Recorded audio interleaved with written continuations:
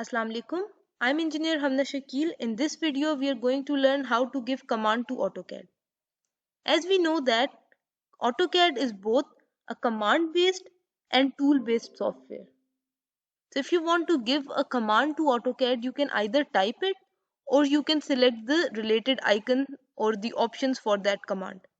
For example, if you want to draw a line, you can either go to the draw panel of Home tab and select the icon of the line, or you can type the command in the command line. In AutoCAD, it is not necessary that you have to be on the command line or you have to click the command line to start typing the command. Your cursor can be anywhere in the drawing area and you can start typing the command. So I have typed the command for line, that is Line. When you type line, a list of other options or a list of other commands have appeared that contain the term line in them. So if you want to select any of these commands, you can select them. Otherwise, you can just press enter. And now AutoCAD has entered in the line command. So you can see that something has appeared with this cursor. And it says specify first point. And it has two more boxes, and those boxes contains some numerical numbers. These numbers represent the coordinates. We will talk about the coordinate system of AutoCAD in the coming lectures.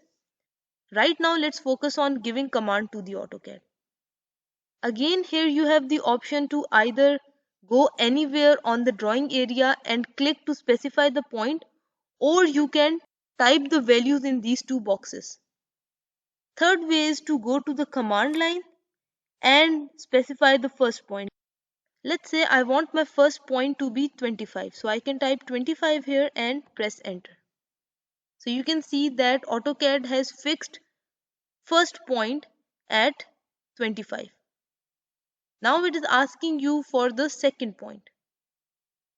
Again, you can specify the second point either on the screen or you can type it. So I'm just going to select it on the screen. And now I want to get out of this line command. So I will press escape on my keyboard and AutoCAD is now out of the line command. You can also use aliases or shortcuts to give command to AutoCAD. For example, instead of writing the whole line to give line command, you can simply write L. L is the shortcut for line. So you can simply type L and enter, and again you will enter in the line command. This input box that has appeared with the cursor is known as dynamic input. You have the option to either display this dynamic input or get rid of that. Let's see how we can get rid of this dynamic input. First, I'm going to get out of this line command by pressing escape. After that, I will go to the status bar. Like quick access toolbar, you can also customize the status bar. Click on these three bars, and from here you can make the dynamic input icon appear on the status bar. So click on the dynamic input here on the list, and the dynamic input icon has appeared here on the status bar. Right now, this dynamic input is on. Let's turn it off by clicking it. So I have clicked it and now the dynamic input is off.